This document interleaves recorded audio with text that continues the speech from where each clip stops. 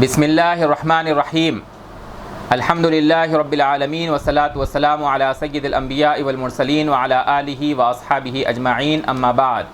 سیرت النبی علی صاحبہ الصلاۃ والتسلیم کا جو سلسلہ ہم نے شروع کیا ہے اس کی آج ایک اور نشست ہم منعقد کر رہے ہیں۔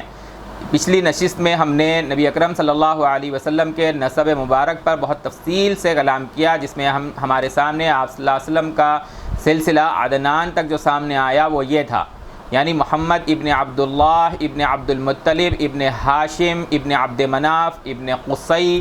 ابن کلاب ابن مرہ ابن کعب ابن لوئی ابن غالب ابن فہر ابن مالک ابن النضر ابن کنانہ ابن خزیمہ ابن مدرکہ ابن الیاس ابن مضر ابن نزار ابن معد اور ابن عدنان، معد ابن عدنان۔ امام بخاری رحمۃ اللہ علیہ نے صحیح بخاری میں کتاب المناقب میں اس نسب کو باب مبعث النبی صلی اللہ علیہ وسلم کے تحت نقل کیا ہے۔ میں اس سے پہلے کی نشست میں واضح کر چکا ہوں کہ عدنان تک نبی کریم صلی اللہ علیہ وسلم اپنا نسب بیان کرتے تھے، اور اس کے بعد میں آپ صلی اللہ علیہ وسلم فرماتے کہ کذب النصابون، کہ اس کے بعد میں نسب بیان کرنے والے جینیالوجی کے جو ایکسپرٹس ہیں انہوں نے اس کے اندر خلط ملط کر دیا، غلطیاں کر دی۔ چنانچہ عدنان سے اسماعیل علیہ السلام تک آپ صلی اللہ علیہ وسلم کا جو نسب بیان کیا جاتا ہے وہ آتھینٹک نہیں ہے، اور پھر حضرت اسماعیل اور ابراہیم علیہ السلام سے حضرت آدم علیہ السلام تک جو نسب ہے، جو نسب کے سلسلے بیان کیے جاتے ہیں وہ عہد نامہ قدیم یعنی بائبل کے اندر مذکور ہیں، لیکن اس کی سندی قوت پر ہم اعتماد نہیں کرتے ہیں۔ اس موضوع پر ہم نے پچھلی نشست میں تفصیل سے بات کی ہے۔ نسب نبوی ہی سے متعلق نبی کریم صلی اللہ علیہ وسلم کی ایک اور حدیث ہم نے پچھلی نشست میں ذکر کی تھی کہ آپ صلی اللہ علیہ وسلم نے فرمایا ان اللہ اصطفیٰ کنانۃ من ولد اسماعیل، یعنی آپ صلی اللہ علیہ وسلم نے اپنے نسب مبارک میں جو اہم شخصیات ہیں پھر ان سے متعلق آپ نے فرمایا کہ آپ صلی اللہ علیہ وسلم کو کنانہ سے، حضرت اسماعیل کی نسل سے کنانہ کو منتخب کیا گیا، اور پھر کنانہ سے قریش کو منتخب کیا گیا، پھر قریش سے بنی ہاشم کو منتخب کیا گیا، اور بنی ہاشم سے پھر نبی کریم صلی اللہ علیہ وسلم کا انتخاب عمل میں آیا۔ آپ صلی اللہ علیہ وسلم کا انتخاب جو ہے وہ best of the best of the best of the best کا ہے۔ نبی کریم صلی اللہ علیہ وسلم کا نسب مبارک جو ہے تمام انسانیت میں سب سے اعلیٰ ترین نسب ہے۔ آپ صلی اللہ علیہ وسلم کا ارشاد ہے ان اللہ اصطفیٰ کنانۃ من ولد اسماعیل واصطفیٰ قریش من کنانہ واصطفیٰ من قریش بنی ہاشم واصطفانی من بنی ہاشم۔ امام مسلم رحمۃ اللہ علیہ نے یہ حدیث نبی کریم صلی اللہ علیہ وسلم کی نقل کی ہے، جس میں کنانہ، قریش اور بنی ہاشم اور پھر نبی کریم صلی اللہ علیہ وسلم کے انتخاب کا ذکر ہے۔ قریش کے بارے میں ہم واضح کر چکے ہیں کہ قریش یہ کوئی نام نہیں ہے، چنانچہ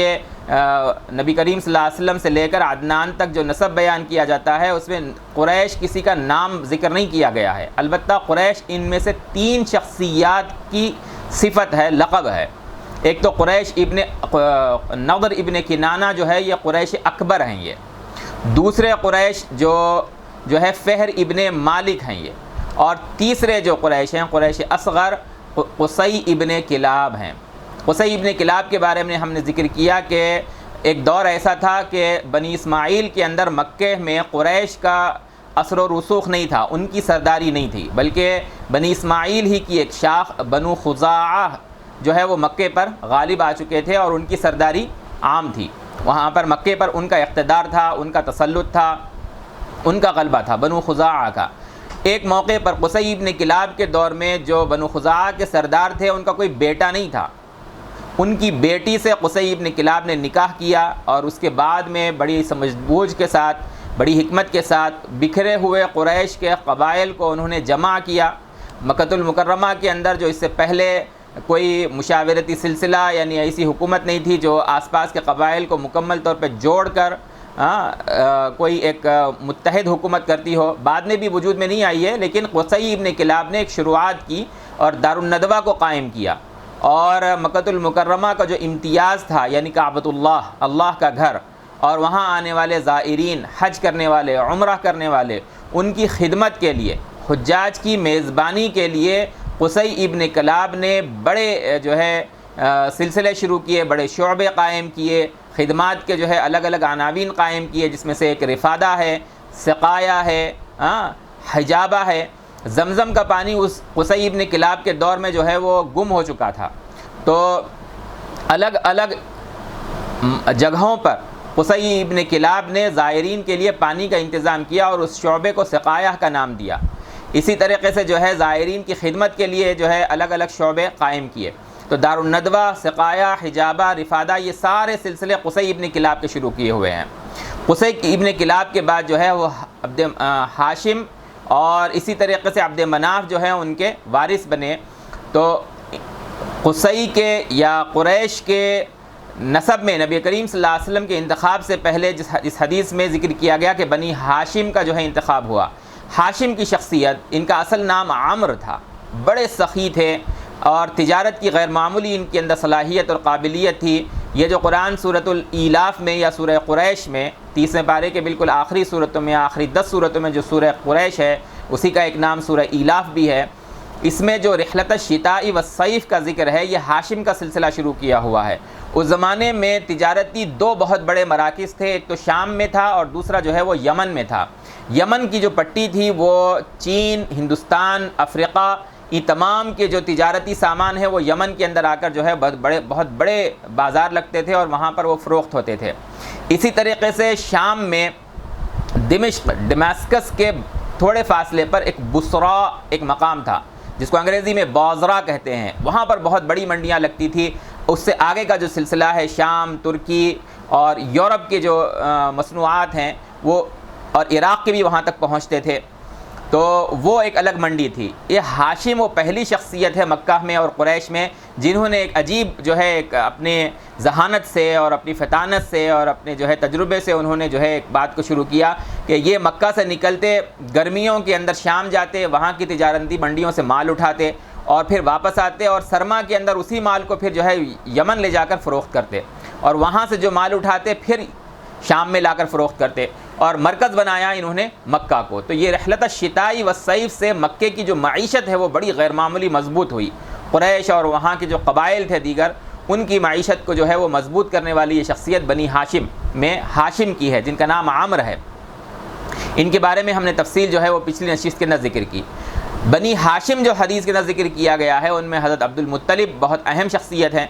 جن کے بارے میں دیگر تفصیلات کے ساتھ ہم نے بتلایا کہ زمزم کی دوبارہ دریافت کا صحرا عبد المطلب کے سر جاتا ہے۔ عبد المطلب نے جو نبی کریم صلی اللہ علیہ وسلم کے دادا ہیں،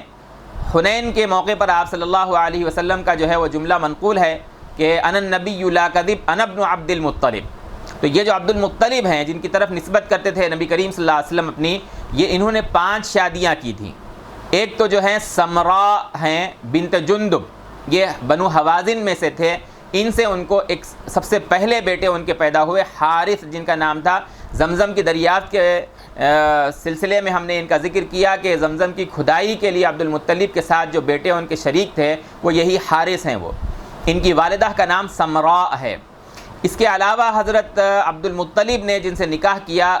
دوسری عورت، ان کا نام نتیلہ یا نتلہ، دونوں طرح سے ان کے نام کو نقل کیا گیا ہے۔ یہ جو ہیں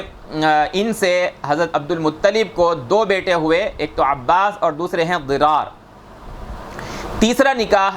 حضرت عبد المطلب نے کیا حالہ سے، یہ ہیں بنت وہیب۔ جب ہم حضرت آمنہ کا ذکر کریں گے وہاں پر ہم بیان کریں گے کہ بنو زہرہ قریش کا ایک بہت مشہور قبیلہ ہے،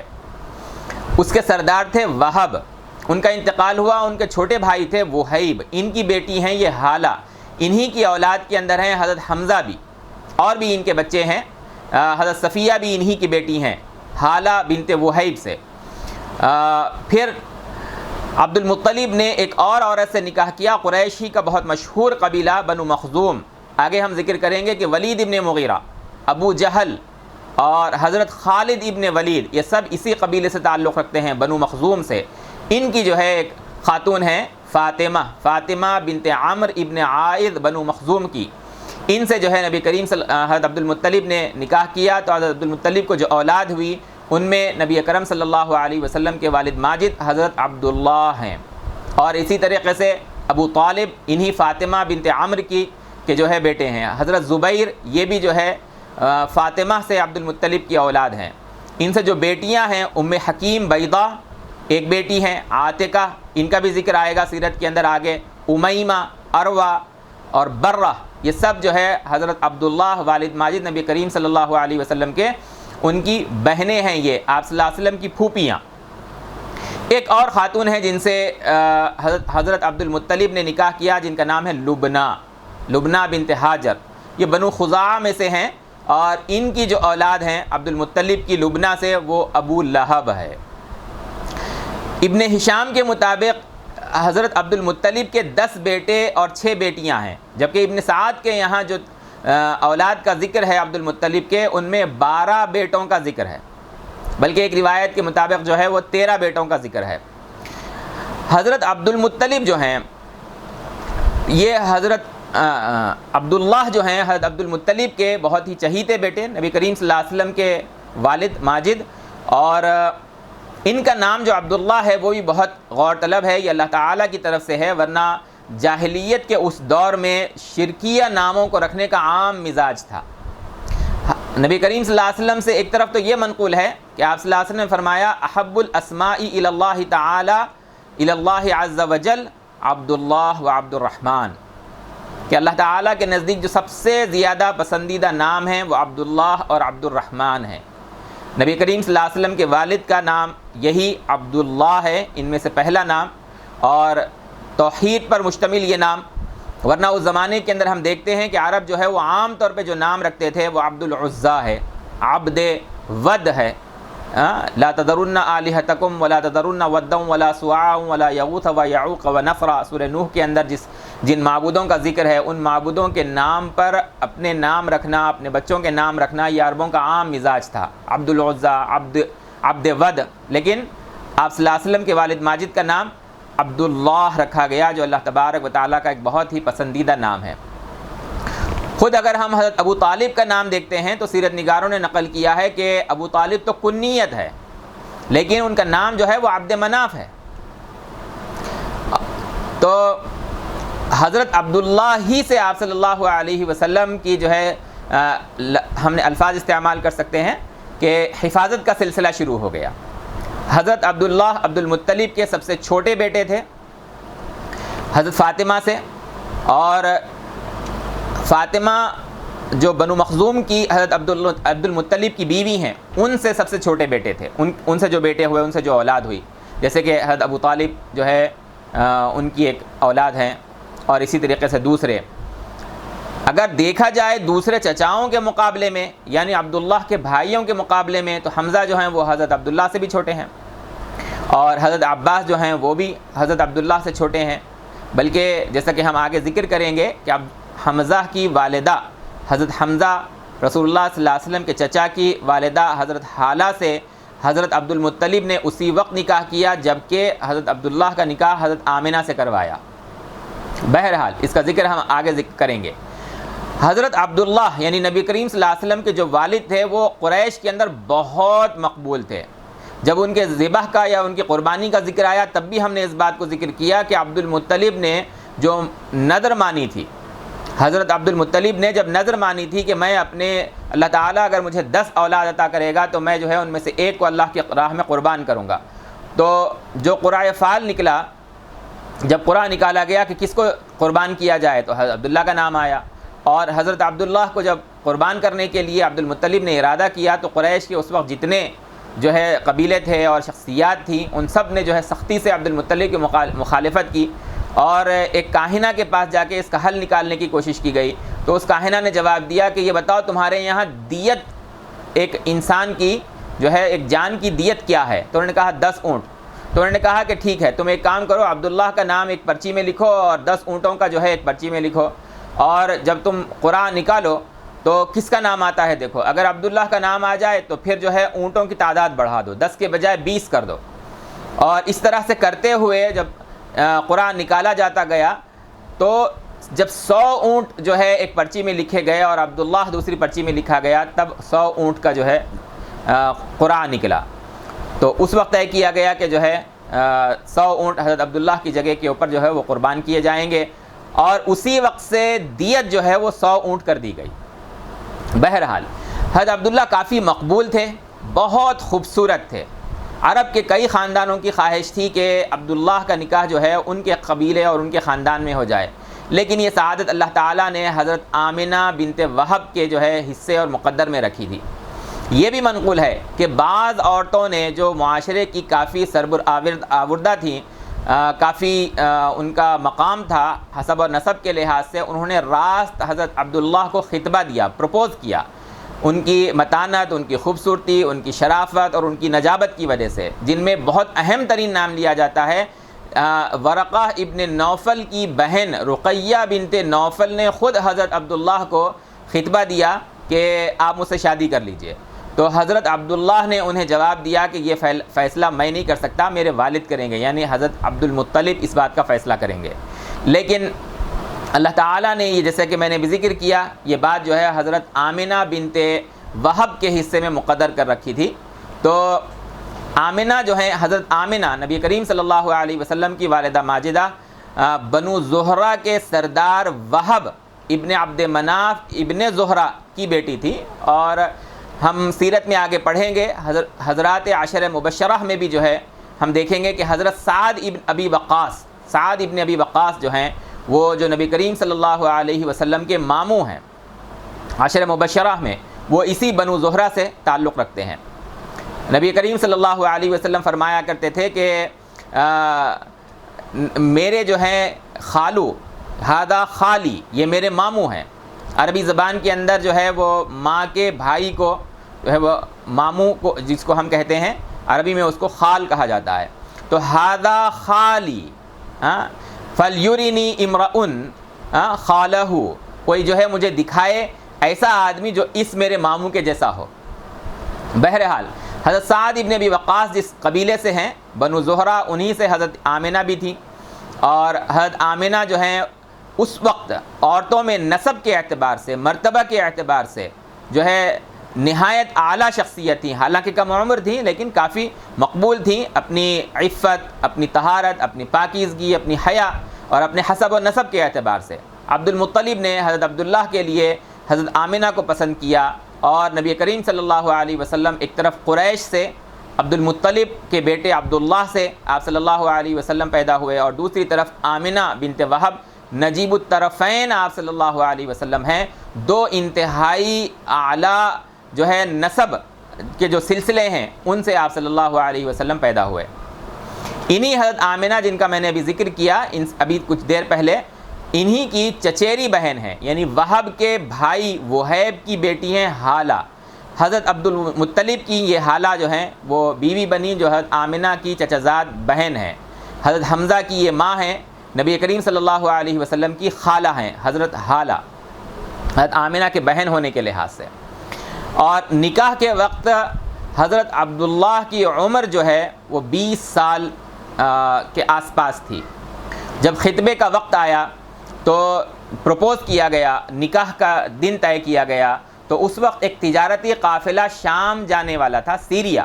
جو اس وقت کا سیریا بہت بڑا رقبہ اپنے اندر رکھتا تھا، اردن اس میں شامل تھا، فلسطین اس میں شامل تھا، شام جو ہے اس کے اندر دمشق اس میں شامل تھا، اور ترکی تک جو ہے اس کی سرحدیں پہنچی ہوئی تھیں۔ تو وہاں جو تجارتی قافلے گرما کے موسم میں جاتے ہیں، تو وہ ایک تجارتی قافلہ بالکل تیار تھا۔ اس سے کچھ عرصہ پہلے حضرت عبداللہ کی حضرت آمنہ سے جو ہے وہ نکاح طے ہوا، اور اس تجارتی قافلے میں خود حضرت عبداللہ بھی جانے والے تھے۔ ایک ہفتہ بڑی مشکل قبل جو ہے، یا 5 دن قبل جو ہے یہ نکاح دونوں کا ہوا، دونوں ساتھ اس مدت کے اندر رہے، بڑی مشکل سے 1 ہفتہ، اور پھر اس کے بعد میں نکاح کے متصل بعد حضرت عبداللہ شام کی جانب جو ہے وہ تجارتی قافلے میں سفر پر چلے گئے۔ واپسی میں حضرت عبداللہ کو مکہ المکرمہ آنے کا موقع میسر نہیں ہوا۔ واپسی جب ان کی ہوئی شام سے، تو حضرت عبداللہ یثرب میں بیماری کی وجہ سے وہ وہاں رک گئے، سخت بیمار پڑ گئے، اور وہاں پر حضرت عبد المطلب کی جو ننیال ہے بنو عدی ابن نجار، وہ جب بیمار ہوئے اور یثرب سے ان کا گزر ہوا، تو انہوں نے جو ہے یثرب کے اندر قیام کیا، جو بعد میں چل کر مدینہ بنا۔ یثرب پہلے قدیم نام ہے مدینہ کا،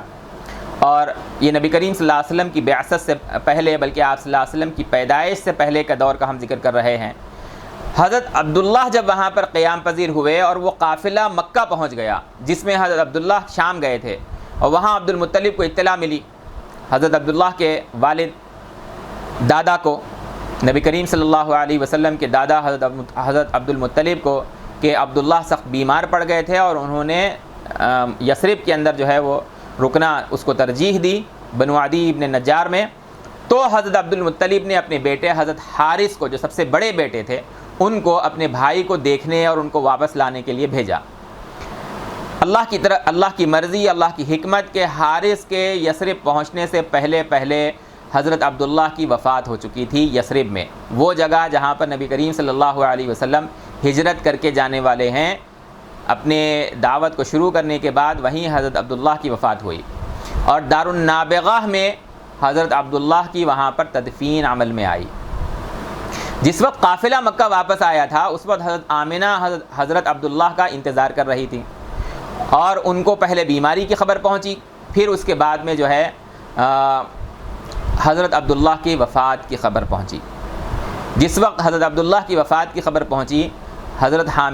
آمنہ نبی اکرم صلی اللہ علیہ وسلم کے حمل سے تھی۔ آپ صلی اللہ علیہ وسلم اس وقت حمل کی شکل میں حضرت آمنہ کے بطن میں موجود تھے۔ حضرت آمنہ چاہتی تھیں، جیسا کہ ہر عورت چاہتی ہے کہ حمل کی اطلاع جو ہے وہ اپنے شوہر کو دے، لیکن بجائے اس کے جب کاروان آیا تو پہلے بیماری کی خبر آئی، اور پھر جب حارث واپس آئے تو پھر حضرت عبداللہ کی وفات کی خبر آئی۔ کچھ ہی دنوں کے اندر یہ واقعہ پیش آ گیا۔ حضرت آمنہ پہ یقیناً اس کا غیر معمولی اثر پڑا۔ سیرت نگاروں نے نقل کیا ہے کہ اس وقت حضرت آمنہ کی عمر جو ہے وہ بڑی مشکل سے 18 برس تھی، اور حضرت آمنہ کا حضرت عبداللہ سے جو غیر معمولی تعلق تھا انہوں نے اس کو اپنے اشعار کے اندر جو ہے وہ بیان کیا ہے۔ یہ عربوں کی جو ہے غیر معمولی خصوصیت تھی کہ ان کا بچہ جو ہے وہ فی البدیہہ شعر کہتا تھا۔ حضرت آمنہ تو جو ہے بنو زہرہ کے سردار حضرت وہب کی جو ہے وہ بیٹی تھی، تو انہوں نے کچھ اشعار حضرت عبداللہ کے مرثیے میں کہے، عفا جانب البطحاء من ابن ہاشم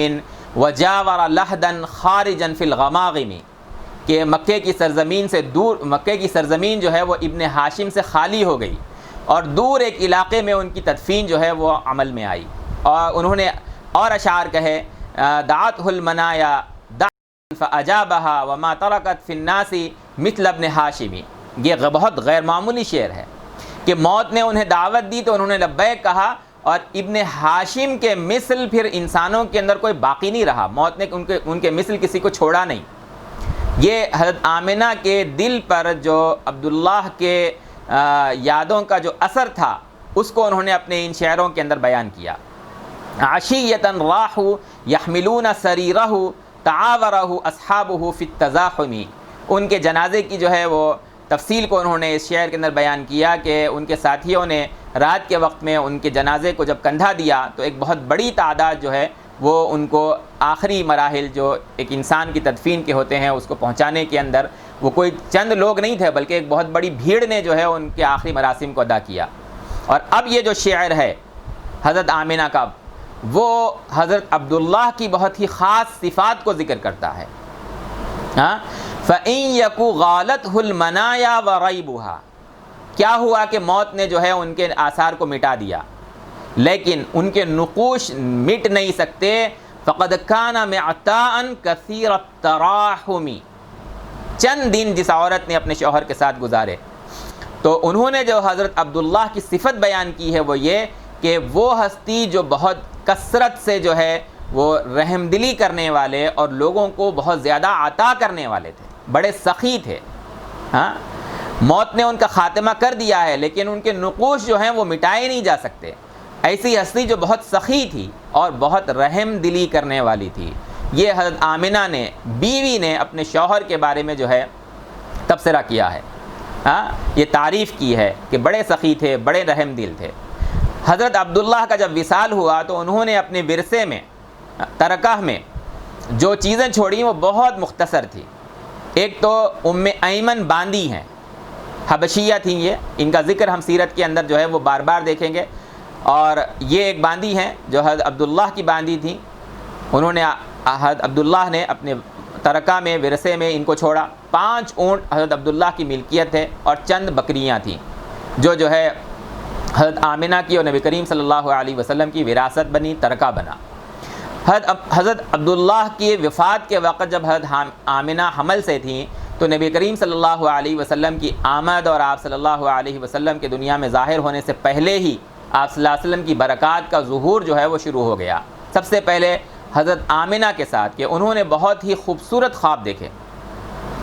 اور نبی کریم صلی اللہ علیہ وسلم سے منقول ہے کہ آپ صلی اللہ علیہ وسلم نے فرمایا کہ انبیاء کی مائیں سبھی جو ہیں ان کی پیدائش سے پہلے خواب دیکھتی ہیں، اور بہت اچھے آثار کو جو ہے وہ حمل کے دوران اللہ تعالیٰ ان کو دکھاتا ہے. حضرت عرباض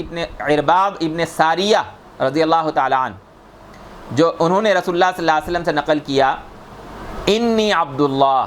لخاتم النبیین، کہ میں اللہ کا بندہ ہوں. یہ انبیاء علیہ السلام جو ہے اپنے آپ کو سب سے پہلے عبدیت کے ساتھ منسوب کیا کرتے تھے، کیونکہ آگے جو ہے وہ آپ صلی اللہ علیہ وسلم کی تعریف اور آپ صلی اللہ علیہ وسلم کی توصیفی کلمات جو ہیں اس میں منقول ہیں. تو سب سے پہلے عاجزی کا اظہار، عبدیت اور بندگی کا اظہار آپ صلی اللہ علیہ وسلم فرماتے ہیں انی عبداللہ، میں ہوں اللہ کا بندہ، لخاتم النبیین، ہاں البتہ اللہ تعالیٰ نے مجھے نبیوں کے سلسلے کو ختم کرنے والا خاتم النبیین مجھے بنایا ہے، میرے بعد کوئی نبی نہیں ہے. اور میں کب سے نبی ہوں؟ وَإِنَّ آدَمَ علیہ السلام لَمُنْجَدِلٌ فِي طِينَتِهِ، کہ حضرت آدم ابھی جو ہے اپنی مٹی ہی کے اندر جو ہے وہ رلے ہوئے تھے، اور تب سے جو ہے مجھے اللہ تبارک و تعالیٰ نے نبی بنایا ہے، خاتم النبیین بنایا ہے. اور میں تمہیں بتلاؤں وَسَأُنَبِّئُكُمْ بِأَوَّلِ ذَلِكَ دعوت ابی ابراہیم، اس کا سلسلہ یہاں سے بھی شروع ہوا کہ میں اپنے باپ حضرت ابراہیم کی دعا کا نتیجہ ہوں. وَبَشَارَةُ عِیسیٰ ابن مریم، اور مجھ سے متعلق جو ہے حضرت عیسیٰ نے جو بشارت دی ہے میں اس کا اظہار ہوں. اور پھر آپ نے فرمایا وَرُؤْيَا أُمِّي الَّتِي رَأَتْ، میں اس خواب کی تعبیر ہوں جس کو میری ماں نے دیکھا. یہاں اس روایت کے اندر خواب کا ذکر ہے، آگے ہم اس کو مزید ذکر کریں گے اس کی تفصیل کو. آپ نے فرمایا وَكَذَلِكَ أُمَّهَاتُ النَّبِيِّينَ تَرَيْنَ، انبیاء جب حمل میں ہوتے ہیں تو ان کی مائیں جو ہے اللہ تبارک و تعالیٰ انہیں خواب ہی سے ان سے متعلق جو ہے وہ بشارتیں دکھاتا ہے ان کی ماؤں کو. امام احمد ابن حنبل رحمۃ اللہ علیہ نے حضرت عرباض ابن ساریہ رضی اللہ تعالیٰ عنہ کی اس حدیث کو مسند احمد کے اندر نقل کیا ہے. اسی طریقے سے حضرت آمنہ کو ایک اور خواب دکھایا گیا جس میں انہیں یہ بتلایا گیا کہ جب نبی کریم صلی اللہ علیہ وسلم کی پیدائش ہو تو وہ اپنے بیٹے کا نام احمد رکھیں. امرت آمنۃ وہی حامل برسول اللہ صلی اللہ علیہ وسلم ان تسمیہ احمد، یعنی حضرت آمنہ کو خواب میں حکم دیا گیا کہ آپ صلی اللہ علیہ وسلم کی جب پیدائش ہو تو ان کا نام جو ہے وہ احمد رکھا جائے. ایک روایت میں ہے کہ جیسے خواب میں جو ہے حضور صلی اللہ علیہ وسلم کی بشارت حضرت آمنہ کو دکھائی گئی، بالکل اسی طریقے سے جب حضرت آمنہ نے نبی کریم صلی اللہ علیہ وسلم کا جو ہے وضع حمل ہوا ہے، آپ صلی اللہ علیہ وسلم کی جب پیدائش ہوئی ہے تو تو حضرت آمنہ نے دیکھا کہ ان کے وجود سے ایک روشنی جو ہے وہ نکلی اور آفاق میں بصرہ تک کے علاقے کو روشن کر دیا. یہ میرے تلفظ سے کوئی غلط فہمی کا شکار نہ ہو، یہ بصرہ جو عراق کا حصہ ہے میں اس کا ذکر نہیں کر رہا ہوں، یہ بصرہ بار بار اس کا ذکر آئے گا. یہ شام سے کچھ کلومیٹر باہر، دمشق سے کچھ کلومیٹر باہر ایک قدیم زمانے کا شہر تھا جہاں پر تجارتی منڈیاں لگتی تھیں، اور یہ شام، روم اور یورپ کا جو ہے وہ نقطہ آغاز آپ اس کو کہہ سکتے ہیں اس زمانے کا. تو وہاں تک جو ہے جب روشنی پھیلی تو وہاں تک کے علاقے کو روشن کر دیا. حضرت ابو امامہ رضی اللہ تعالیٰ عنہ سے روایت ہے کہ میں نے نبی کریم صلی اللہ علیہ وسلم سے پوچھا کہ یا رسول اللہ آپ کے جو ہے ابتدائی احوال جو ہیں وہ کیا تھے؟ ما کان اول بدء امرک یا رسول اللہ. تو آپ صلی اللہ علیہ وسلم نے پھر وہی بات فرمائی جس کا ہم نے اوپر ذکر کیا. اس میں جو ایک جز ہے اس کے لیے ہم اس کو دہراتے ہیں کہ حضرت نبی کریم صلی اللہ علیہ وسلم نے فرمایا کہ انا دعوت ابی ابراہیم و بشرا عیسیٰ، میں حضرت ابراہیم، میرے والد، میرے باپ حضرت ابراہیم کی دعا کا نتیجہ ہوں. حضرت عیسیٰ کی بشارت کا اظہار ہوں۔ ورأت امی، اور میری ماں نے دیکھا، انہ یخرج منہا نور، کہ ان کے وجود سے ایک روشنی نکلی، اضاءت منہ قصور الشام، اس روشنی نے شام کے محلات کو جو ہے وہ روشن کر دیا۔ اسی طریقے سے اسی روایت کو مزید دیگر اور جو ہے روایات کی تائید جو ملتی ہے، اس میں اس بات کا ذکر ہے کہ ان امہ رأت حین وضعتہ، نبی کریم صلی اللہ علیہ وسلم کے والدہ ماجدہ نے اس وقت جب کہ وضع حمل ہوا تب دیکھا ایک روشنی کو، اضاءت منہ قصور الشام۔ امام ابن کثیر رحمۃ اللہ علیہ نے سیرت النبی کے اندر جو ان کی ترتیب شدہ ہے، اس سیرت کے اندر انہوں نے اس روایت کو نقل کیا ہے کہ جب وضع حمل ہوا تب جو ہے حضرت آمنہ نے دیکھا کہ ان کے وجود سے جو ہے ایک روشنی برآمد ہوئی، اور اس نے جو ہے وہ شام تک کے علاقے کو، شام کے محلات کو انہوں نے جو ہے وہ روشن کر دیا، اس روشنی نے جو ہے وہ روشن کر دیا۔ قرآن مجید بھی اس بات کو ذکر کرتا ہے، یا اہل الکتاب قد جاءکم رسولنا یبین لکم کثیرا مما کنتم تخفون من الکتاب ویعفو عن کثیر قد جاءکم من اللہ نور وکتاب مبین۔ سورۃ المائدہ کی آیت ہے کہ آپ صلی اللہ علیہ وسلم کی نسبت کہا گیا ہے کہ ایک نور اور ایک روشنی جو ہے آپ صلی اللہ علیہ وسلم اس شکل کے اندر آئے ہیں، ہدایت دینے والے، لوگوں کو جو ہے وہ ہدایت کی طرف بلانے والے، اندھیریوں سے، شرک کے، کفر کے، گمراہیوں کے اندھیریوں سے نکال کر روشنی کی جانب لانے والے۔ یہ آپ صلی اللہ علیہ وسلم کے بارے میں جو ہے روایات میں آیا ہے، جس کی قرآن کی آیت سے بھی تائید ہوتی ہے۔ یہ جو شام کے محلات کا ذکر ہے، قرآن شام اور اس کے اطراف کو، فلسطین اور اس کے اطراف کے علاقے کو جو ہے وہ بابرکت زمین کہتا ہے۔ بارکنا حولہ،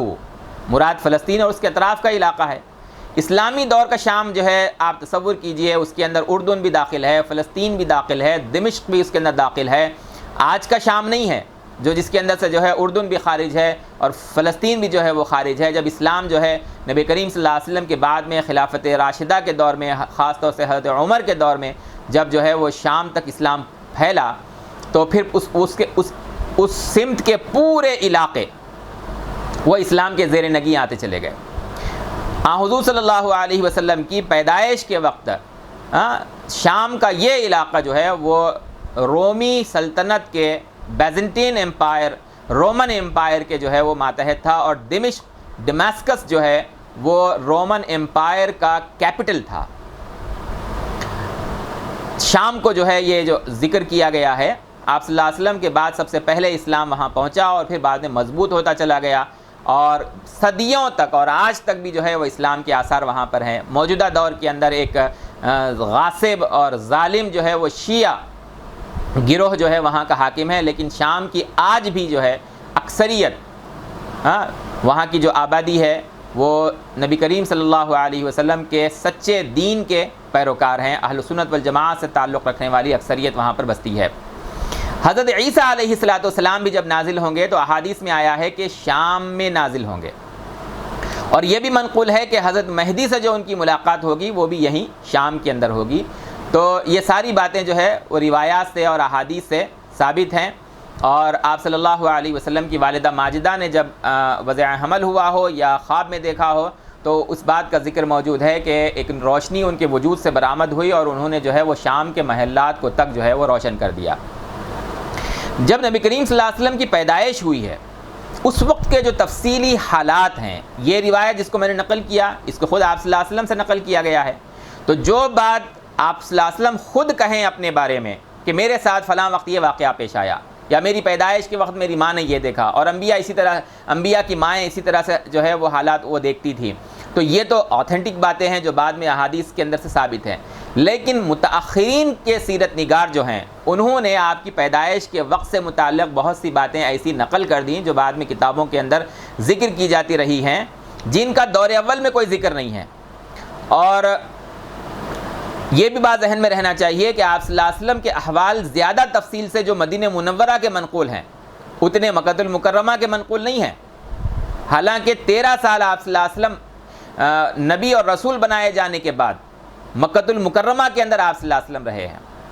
لیکن وہ روایات سیرت کی جو مدینہ سے متعلق تفصیل سے ہیں اتنی روایات تفصیل سے جو ہے وہ مکہ کے حالات کی نہیں ہیں۔ اور اگر ہم دیکھتے ہیں تو مکہ میں بعثت سے پہلے، نبی اور رسول بنائے جانے سے پہلے، آپ صلی اللہ علیہ وسلم کے بچپن سے لے کر آپ صلی اللہ علیہ وسلم کی بعثت تک کے جو حالات سیرت میں منقول ہیں واقعات منقول ہیں، اگر ہم اس کو نمبر وار ذکر کریں گے تو وہ 13 سال کے مکی دور کے برابر بھی نہیں پہنچتے ہیں، بہت تھوڑی سی تعداد ہے۔ تو پیدائش کے وقت کے حالات کہ آپ صلی اللہ علیہ وسلم پیدائش کے وقت کیسے تھے، یا تو خود آپ صلی اللہ علیہ وسلم بتائیں، یا پھر جنہوں نے اس وقت دیکھا ہو آپ صلی اللہ علیہ وسلم کو وہ نقل کریں۔ بعد کے متاخرین نے جو بہت سی باتیں نقل کر دی ہیں وہ آتھینٹک سورسز سے سندی قوت جو ہے ان کی مضبوط نہیں ہے، ان سے ثابت نہیں ہے۔ مثلا یہ بات کہ سیرت نگاروں نے نقل کیا ہے کہ آپ مختون پیدا ہوئے، حالانکہ ہم دیکھتے ہیں کہ ابن ہشام نے نقل کیا ہے، جو ابن اسحاق کی روایت کو نقل کرتے ہیں، کہ عبد المطلب نے سنت ابراہیمی کے مطابق جو ہے وہ 7ویں دن آپ صلی اللہ علیہ وسلم کا ختنہ کیا۔ پھر آپ کا مختون پیدا ہونے کا ذکر جو بعد کے سیرت نگاروں نے نقل کیا ہے وہ کہاں سے نقل کر دیا؟ ایک بات یہ منقول ہے کہ پیدائش کے وقت آپ صلی اللہ علیہ وسلم سجدہ کرتے ہوئے آپ کی پیدائش ہوئی ہے، پیدائش کے وقت آپ صلی اللہ علیہ وسلم کی انگلی جو شہادت کی ہے وہ آسمان کی جانب اٹھی ہوئی تھی، تو کون ان تمام احوال کو دیکھ کر اس کو نقل کیا ہے؟ یہ ابتدائی جو سیرت نگار ہیں انہوں نے ان تمام باتوں کو نقل نہیں کیا، بلکہ بعد میں جو ہے یہ حالات اس کا اضافہ کیا گیا ہے۔ اس بات کو ذہن میں رکھنا چاہیے کہ جو مکے کے حالات ہیں وہ مدینے کے حالات سے روایات کے مقابلے میں کم ہیں، اور اس سے پہلے پیدائش سے لے کر آپ صلی اللہ علیہ وسلم کا بچپنا اور آپ صلی اللہ علیہ وسلم کے دیگر احوال وہ بعثت سے پہلے تک کے وہ بعد کی روایات کے مقابلے میں بہت محدود ہیں۔ تو یہ جو اضافے ہیں متاخرین سیرت نگاروں کے یہ ان کی سندی قوت کوئی نہیں ہے، اور سب سے اہم بات یہ کہ ان باتوں میں نبی کریم صلی اللہ علیہ وسلم کے جو فضائل بیان کیے گئے ہیں وہ کوئی ایسے نہیں ہیں جن پر کوئی خاص توجہ دی جائے، بمقابلے ان فضائل کے رسول اللہ صلی اللہ علیہ وسلم کے وہ فضائل جو آپ صلی اللہ علیہ وسلم کے جو بعثت کے بعد کے جو حالات ہیں اور آپ صلی اللہ علیہ وسلم کی بعثت سے پہلے کے آپ کے اخلاق، آپ کے کردار، جس کو ہم نے اس سے پہلے کی نشست کے اندر ابتدائی نشستوں کے اندر ہم نے ذکر کیا ہے، وہ آتھینٹک سورسز سے ہم تک پہنچے ہیں۔ ہمارے لیے وہ فضائل نبی کریم صلی اللہ علیہ وسلم کے کافی ہیں۔ اور متاخرین نے جو باتیں نقل کی ہیں ان میں سے ایک یہ بھی ہے کہ جب آپ کی پیدائش ہوئی تو کسریٰ کے ایوان کے 14 کنگورے جو ہے وہ منہدم ہو گئے، مجوس کی جو آگ ہمیشہ سے جو ہے وہ جلتی چلی آ رہی تھی وہ جو ہے ٹھنڈی ہو گئی، بحیرہ ساوا جو ہے وہ خشک ہو گیا، اس کے گرجے جو ہے وہ منہدم ہو گئے۔ یہ پیدائش کے وقت یہ حالات پیدا ہو جانا کوئی ایسی بڑی چیز نہیں ہے، لیکن اس کے مقابلے میں یہ بہت بڑی چیز ہے کہ جو ہے وہ کسریٰ کی جو حکومت ہے وہ باقی ہی نہیں رہی۔ رسول اللہ صلی اللہ علیہ وسلم کی دعوت آ جانے کے بعد اسلام میں کا جو آپ نے عدل کا نظام دیا اس کو دنیا سے متعارف کرانے کے بعد انسانوں نے خود جو ہے وہ کسریٰ اور ہرقل کی حکومتوں کو جو ہے وہ رد کر دیا اور اسلام کو جو ہے وہ سینے سے لگایا۔ یہ نبی کریم صلی اللہ علیہ وسلم کے فضائل ہیں۔ مجوس کی آگ جو ہے وہ ان کے عبادت خانوں کے اندر ان کے اختیار سے جلتی چلی آئی تھی، پیدائش کے وقت اچانک اگر بجھ نہیں گئی ہے تو رسول اللہ صلی اللہ علیہ وسلم نے جب توحید کو پھیلایا، صحیح عقیدہ اور صحیح ایمان کی دعوت آپ صلی اللہ علیہ وسلم نے دی، تو خلافت راشدہ میں ایران جہاں جہاں تک پھیلا ہوا تھا وہاں تک جو ہے وہ اسلام پہنچا، اور وہاں کے جو ساکنین تھے، وہاں کے جو بسنے والے لوگ تھے، وہاں کے انسانوں نے جو ہے وہ اسلام کو سینے سے لگایا، اور آج بھی وہ اسلام کے اوپر قائم ہے۔ مجوس وہ نہیں ہیں، آگ کی وہ پرستش نہیں کرتے ہیں۔ یہ نبی کریم صلی اللہ علیہ وسلم کے اصل فضائل ہیں۔ گرجے آپ صلی اللہ علیہ وسلم کی پیدائش کے وقت منہدم ہوئے ہوں یا نہ ہوئے ہوں، شام کے اندر جو رومن امپائر تھا، بیزنٹین جو امپائر تھا، یہ سارے علاقے جو ہے وہ عیسائیت، شرک زدہ عیسائیت کے جو ہے وہ شکار تھے، لیکن اسلام آنے کے بعد انہوں نے جو ہے وہ شرک کو روندا اپنے پیروں تلے اور توحید کو اختیار کیا۔ یہ رسول اللہ صلی اللہ علیہ وسلم کے اصل فضائل ہیں۔ اگر ہم ان کی سندی قوت کمزور ہونے کی وجہ سے ان روایات کو قبول بھی نہیں کرتے ہیں، یعنی اچانک گرجے منہدم ہو گیا، آگ جو ہے وہ بجھ گئی، تو اس کی سندی قوت مضبوط نہیں ہونے کی وجہ سے تو رسول اللہ صلی اللہ علیہ وسلم کے فضائل کچھ کم نہیں ہیں۔ آپ صلی اللہ علیہ وسلم کی پیدائش کے وقت کے بارے میں ذکر کیا جاتا ہے کہ متاخرین نے ذکر کیا ہے کہ جنوں کا آسمانوں سے پر جانا جو ہے وہ روک دیا گیا، حالانکہ یہ معاملہ جو ہے پیدائش کے وقت کا نہیں، ہم آگے اس کو ذکر کریں گے۔ آپ صلی اللہ علیہ وسلم پر جب وحی کے سلسلے کا آغاز ہوا، وحی کا سلسلہ آپ صلی اللہ علیہ وسلم کے لیے شروع ہوا، تب کا یہ معاملہ ہے، ہم اسی وقت اس کو ذکر کریں گے جب وحی کے آغاز پر ہم بات کریں گے۔ تو یہ بات تو بالکل صاف ہے، جیسے کہ مختون کے بارے میں نے ذکر کیا کہ آپ صلی اللہ علیہ وسلم کی پیدائش مختون ہوئی ہے، تو ابن ہشام نے خود نقل کیا ہے کہ 7ویں دن حضرت عبد المطلب نے، ابن اسحاق کی روایت سے نقل کیا ہے کہ عبد المطلب نے 7ویں دن آپ صلی اللہ علیہ وسلم کا جو ہے وہ ختنہ کیا اور آپ صلی اللہ علیہ وسلم کا نام رکھا۔ اس کی شکل یہ پیش آئی کہ حضرت آمنہ نے حضرت عبدالمطلب کو بلا بھیجا. نام تو خیر پہلے رکھ دیا، البتہ عقیقہ اور ختنے والا معاملہ جو ہے وہ 7ویں دن پیش آیا. جب حضرت آمنہ کو نبی کریم صلی اللہ علیہ وسلم تولد ہوئے، آپ کی پیدائش ہوئی، تو حضرت عبدالمطلب کو انہوں نے بلا بھیجا. اور جب حضرت عبدالمطلب آئے تو آپ صلی اللہ علیہ وسلم کو اپنی گود میں لیا، کعبے میں اپنے ساتھ لے گئے، اللہ کے گھر میں اپنے ساتھ لے گئے، ہاں، اور وہاں آپ صلی اللہ علیہ وسلم کا نام محمد رکھا. حضرت آمنہ نے آپ کا نام احمد رکھا اور حضرت عبدالمطلب نے آپ کا نام محمد رکھا. دونوں جو ہے وہ حمد مادہ سے ہیں. ہم شروع میں اس کو ذکر کر چکے ہیں کہ حمد جو ہے ایک ایسا لفظ ہے جس کے اندر 2 معنی پائے جاتے ہیں بیک وقت. ایک تعریف کا پہلو، وہ ہستی جو خود اپنی ذات، اپنی خوبیوں کی وجہ سے جو ہے وہ تعریف کی مستحق ہے. نمبر 2 شکر کا پہلو، کہ وہ ہستی جس کے دوسروں کے اوپر احسانات ہیں، دوسروں پر ان کی نوازشیں ہیں. آپ صلی اللہ علیہ وسلم کی وہ صفات جس کو حضرت خدیجہ نے ذکر کیا، انک لتصل الرحم وتحمل الکل وتکسب المعدوم وتقرئ الضیف وتعین علی نوائب الحق وتؤدی الامانہ وغیرہ وغیرہ. اس کو ہم اپنے مقام پر ذکر کریں گے جب وحی کا سلسلہ شروع ہوگا. اور حضرت خدیجہ ان الفاظ کے اندر نبی کریم صلی اللہ علیہ وسلم کی تعریف کرتی ہیں. تو آپ صلی اللہ علیہ وسلم کی شخصیت وہ ہے جو